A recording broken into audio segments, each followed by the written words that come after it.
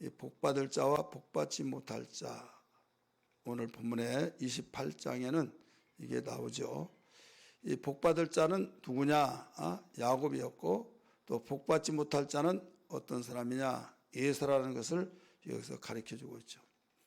이 복받을 자에 대해서는 자상하게 나오고, 복받지 못할 자는 그 핵심적으로 가르쳐주고 있어요. 왜? 하나님은 복받을 자를 향해서 하나님의 뜻에 계속 하나님의 역사를 펼쳐나가기 때문입니다. 그렇기 때문에 우리는 성경을 보면 이 기사가 어떤 기사들이 많이 구체적으로 계속 이어져 나가고 있느냐. 하나님의 역사에 동참하는 자. 하나님의 역사는요, 모두 생명에 관한 거, 살리는 거, 선한 거, 길이길이 썩어서 죽어서 썩어 없어질 몸으로 영원히 썩지 아니할 것을 거두는 역사를 하나님과 함께하는 그들을 계속 인도하시고 돌보시고 이끌어가고 있다는 걸 알아야만 됩니다. 오늘 본문 속에서 이 복받지 못할 에서에 대해서는 그 6절에서 이게 9절까지만 딱 나옵니다. 그 외에 모든 것은 그 복받을 자인 야곱에 대해서 가르쳐주고 있죠. 아브라함의 손자인 야곱, 아브라함의 아들 이삭이 자기 아들 야곱을 불러서 이렇게 말합니다. 그 앞에 27장에 보면 내가 아버지에게 곡하는 소리를 만들어 주겠다. 이 소리를 이삭의 부인 리브가가 듣고 남편에게 말하여서 야곱을 피신시키죠. 어디로 피신을 시킵니까? 외삼촌 집에 가라. 이렇게 가르쳤어요. 밧단 아람에 가면 거기에 너희 외삼촌 집이 있다. 이렇게 일러주고 있죠. 그러면서 너는 절대로 가나안 땅의 여자를 아내로 삼지 말고 밧단 아람의 외삼촌 집에 가서 나반의 딸들을 아내로 삼아라. 이걸 일러주고 있어요. 그러면서 거기에 복받을 말씀을 잘 가르쳐주고 있죠. 이 복받을 내용은 무슨 내용인가 하면 세 가지로 정리를 해볼 수 있어요. 하나는 결혼의 대상자를 분명히 알고 아내를 삼아라. 이거예요. 결혼의 대상을 알고 삼아라. 그러면서 울타리를 쳐놨어요. 이방인인 가나안 땅의 여인을 중에서 택하지 말고 외삼촌의 집에 가서 너의 외삼촌 딸들을 택하여라. 이렇게 말씀을 해줬죠. 우리 1절 2절 말씀 봅니다. 이삭이 야곱을 불러 그에게 축복하고 또 당부라고 그랬죠. 이르되 너는 가나안 사람의 딸들 중에서 아내를 맞이하지 말고 일어나 밧단 아람으로 가서 네 애조부 부두엘의 집에 이르러 거기서 네 외삼촌 나반의 딸 중에서 아내를 맞이하라. 나반은 어머니 리브가의 오라버지입니다. 그래서 이곳에 가서 외삼촌 딸들 중에서 아내를 택하라. 당부했어요. 그래서 결혼 대상자를 분명히 알고 아내로 맞이하라. 이게 이 복받은 사람에게 아버지가 아들에게 당부한 겁니다. 두 번째는 전능하신 하나님을 믿고 의지하며 살아라. 상황이 그렇습니다.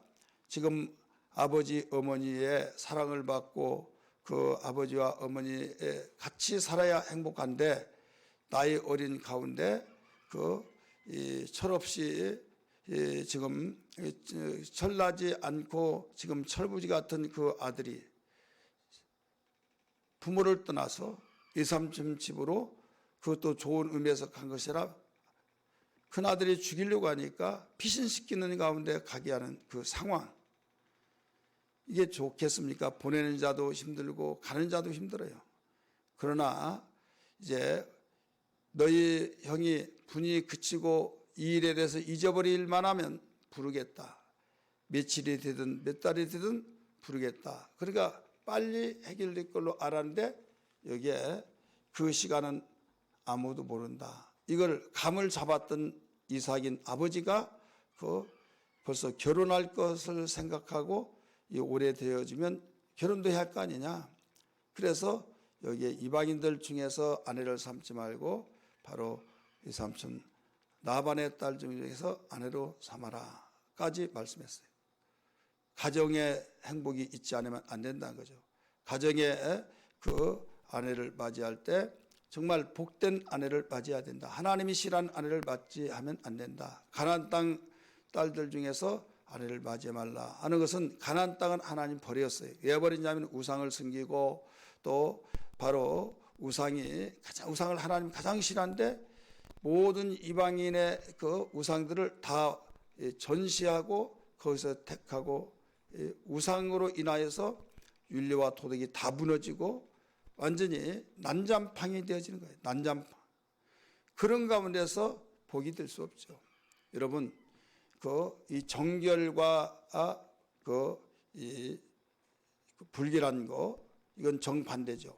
가나안 땅의 사람들은 하나님이 보시기에 부정적이고 불결한 자들이다 이거죠. 불결한 자, 윤리도 없고 도덕도 없고 그저 아주 막장으로 살아가는 자들.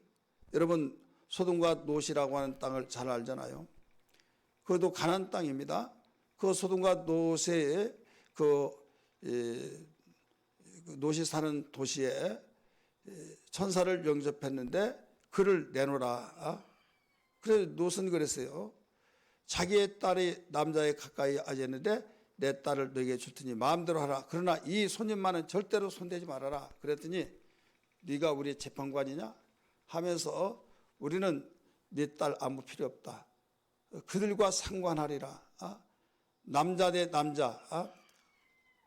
이게 동성끼리 동침하겠다는 거예요. 이게 바로 우상을 섬기다가 이제 거기에서 일어나는 여파로 모든 거기에 연결돼서 윤리와 도덕이 다 깨진 거예요. 이 노마 시대가 노마가 왜 망했습니까? 제국화 영원한 노마라고 생각하고 망하지 않고 영원할 걸로 생각했지만은 망했잖아요.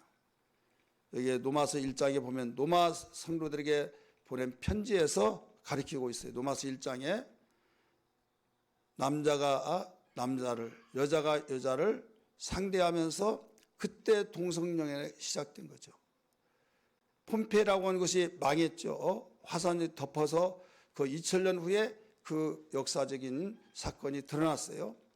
그래서 폼페이 영화도 나왔고 많은 영상도 나와 돌아다니고 있지만은 여러분 거기에 보면요. 하나님은 거울로 주기에서 간직해 놨다고 역사적인 사실로 드러내 놨어요. 난잡한 그래서 윤리와 도덕이 무너지고 여기에 동성끼리 좋아하고 이제는 이성끼리는 관심 없다 이거죠. 이게 더 이상 하나님은 참아볼 수 없는 가운데서 막대기에 놀아버리는 자들. 그런 땅이 가나안 땅이에요. 여러분 하나님의 형상으로 모든 사람을 지었고 가나안 땅 사람들도 하나님의 형상으로 지은 하나님의 형상의 사람들이에요. 그런데 왜 하나님이 그 땅을 대대로 몇 수천 년 동안 내려왔던 그들을 물리치고 내쫓아버리고 아브라함의 자손에게서 내 민족을 이루겠다 하시면서 그들을 쫓아내고 주셨습니까? 그들은 있어야 할 이유가 없다 이거죠. 하나님이 사람을 만들 때 영광을 돌리고 찬송을 받기 위해서 영광 받기 위해서 만드는데 하나님을 등지고 우상을 섬기고 거기에서 나타나는 이 말로 표현할 수는 자기만을 사랑하고 부모도 거역하고 윤리 도덕이 파괴되고 살인하고 시기질투하고 모든 못된 것은 다 갖다 놓고 그것으로만 움직이려고 할 때 그래서 노아 시대 때도 물로 심판하고 거울로 셔서 소돔과 고모가 망하게 하시고 내쫓고 결국은 이스라엘 백성에게 아브라함에서 난 씨가 내가 택한 민족으로 만들어주겠다 해서 세상의 그 죄악된 자들을 다 몰아내고 하나님께로부터 훈련받고 하나님께로부터 양육을 받는 민족을 다 거기서 세워나간 것이죠.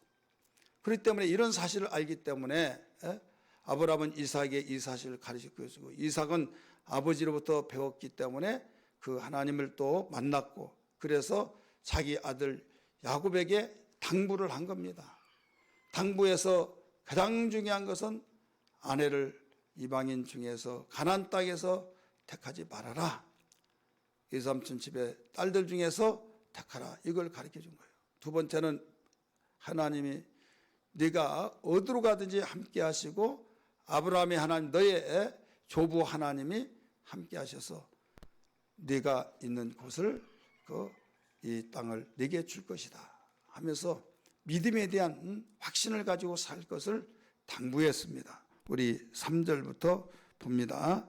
3절 말씀 같이 읽습니다. 시작.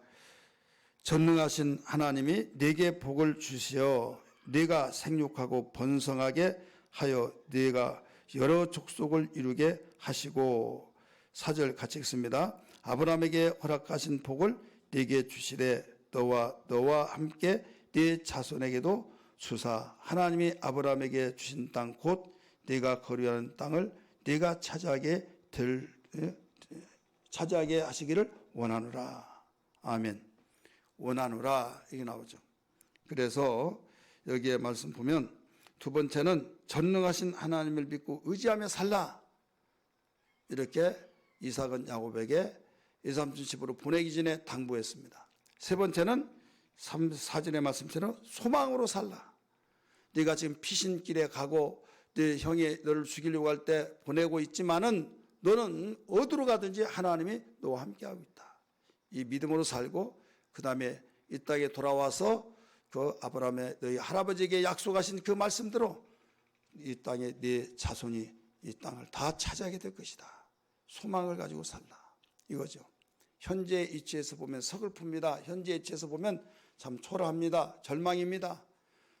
사랑받고 어리광 부리고 싶은 그런 심정이 있는 그가 쪽짐을 받고 피신한다고 할 때 얼마나 보내는 자도 보냄을 받고 이삼십여 가는 자도 그렇지 않겠습니까? 언제 몇 달만 참아라 그것도 아니라 네 형이 노가 그치기까지 이 사건을 잃어버리고 그 그리워하는 그 시간대면 불러드리겠다. 그런데 그게 언제일지 모르는데 결국 생활하고 보니까 우리가 뒤에 쭉 보니까 20년 동안 생활했다 이거죠. 얼마나 힘들었겠습니까?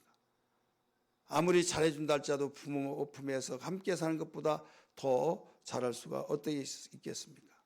그런데 이 말씀을 붙들고 당부했던 말씀이 생각나니까 계속 의지하고 첫 밤을 보내는 이삼촌에 가다가 광야에서 돌을 베개에 삼고 잘 때 하나님께서 아버지가 말씀했던 그 말씀을 따라서 하나님이 나타나셔서 꿈에 나타나셔서 말씀하신 그대로 또 다시 리바이브를 하십니다. 이것이 6절에서 9절까지 하신 말씀이에요.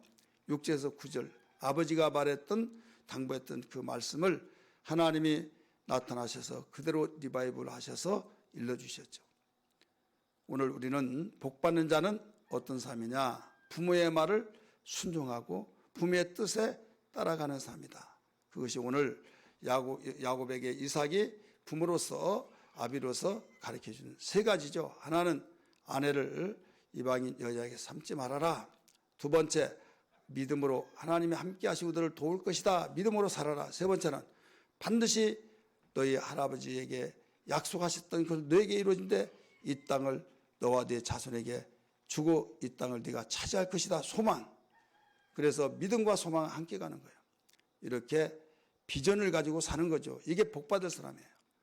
그런데 복받지 못한 사람은 어떤 사람이냐? 여기에 에서와 같이 에서는 아버지가 아버지가 원하는 뜻을 빗나가고 있죠. 가나안 여인을 싫어해서 예삼촌 집의 딸들에게 가서 그 아내로 삼아라는 것을 일부러 완전히 우리 아버지가 그걸 좋아하지 나는 가나안 딸 여인 중에서 택하겠다. 이미 본처들이 있어요. 있는데도 일부러 빗나가 가지고 여기 가서 이스마엘 딸을 그러기 때문에 배는 다르지만은 아버지의 그 사촌 여동생을 택하게 되죠. 오늘 여기에서 우리는 본적할 때 꼭 복받지 못한 건 못된 것만 본다 이거죠. 우리 성경 말씀 볼까요? 6절 말씀 에서가 본적이 나오죠. 본적 쭉 나와요. 그 다음에 8절에서도 에서가 본적 본데 못된 것만 본다 이거죠. 아버지의 뜻에 그 상반된 것만 보고 나간다. 이건 복받지 못한 자입니다. 이건 비전이 없어요. 그렇기 때문에 비전 없는 자는 방황한 자입니다. 그래서 들 사람이 되는 거죠. 근데 비전이 있는 사람은 복 받는 사람이에요.